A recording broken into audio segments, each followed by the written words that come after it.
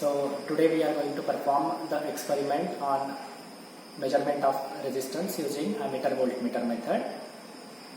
Connections are already done.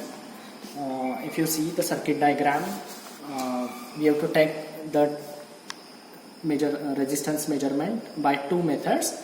In first case, voltmeter is connected across unknown resistance and ammeter is on supply side. And in second case, voltmeter is on supply side and ammeter is connected across unknown resistance.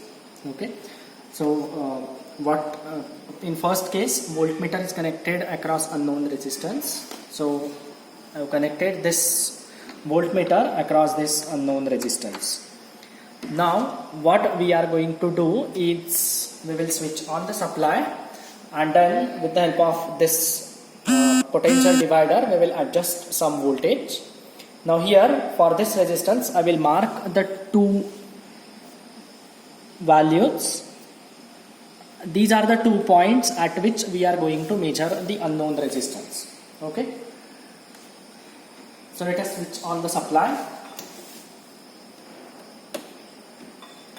The supply is on. Now I will adjust this rheostat so that my voltage will get adjusted to some value. Okay,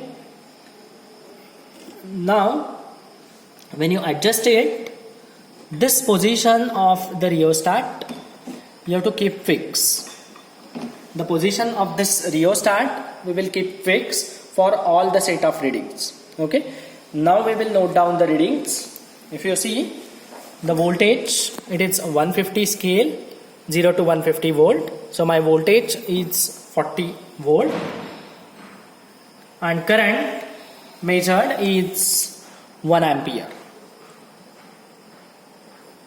Okay, now I will take the second reading at second position of the rheostat. Again my supply is unaltered. So if you see, my voltage is 23 volts and my current is 1.15 amperes. Okay, now what we will do, we will switch off the supply. Now first we will take this reading on for case 2. So for case 2, if you see, voltmeter is connected on supply side. So positive terminal of this voltmeter is connected to the variable terminal of my potential divider. So this is variable terminal, right? So I will connect this positive over here, and the negative terminal of my voltmeter is connected to the fixed terminal of rheostat. This fixed terminal which is connected to the supply negative. So if you see, this is the terminal. So if you see this wire, this is going to the supply negative, right? So whatever is my voltmeter negative terminal, I am going to connect it over here. Okay, so these are the connections for case 2. Just I have changed the voltmeter position. Rest of the connections will remain as it is. Okay, now again I will switch on the supply. As I said, we will keep this position fixed. So just we have to take down the readings at 2 sets. So I will adjust this rheostat to my first position again. Okay, and now if you see, the voltmeter is reading 39 volts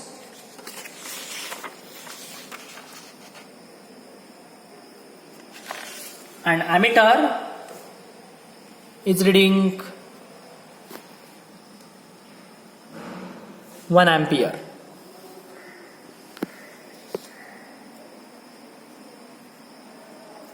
Now I will change the rheostat position to the second position.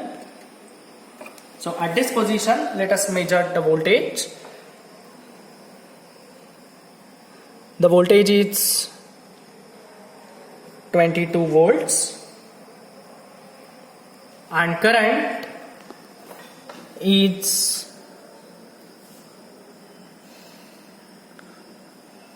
1.16 amperes.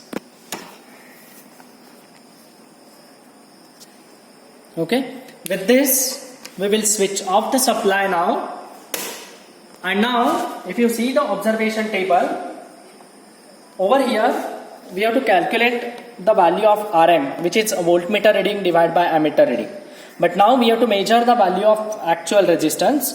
So while measuring the actual resistance with the help of DMM, what we will do, first I will disconnect this from the circuit. Otherwise my resistance of these wires, those will also come into the calculation or in the measurement. Now with the help of this DMM, I will adjust or I will measure the value of this resistance. So I will set this to the value of resistance. Say if you see this resistance maximum value is 50 ohm, right? So I have put the scale of this to 200.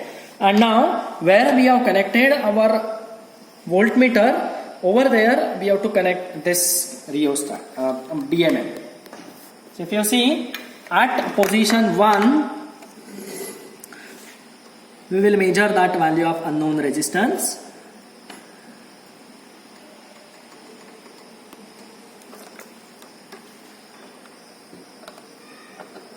So the resistance measured is 48.1 ohm.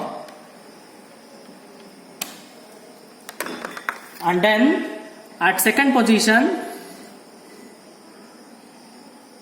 I will measure the value of that unknown resistance. So it is coming out as 22.8 ohm. So we'll switch off this and now I will write down the readings. So first case, my resistance is 48.1 and in second case it is 22.8. This resistance measured will remain same for both cases, case 1 as well as case 2.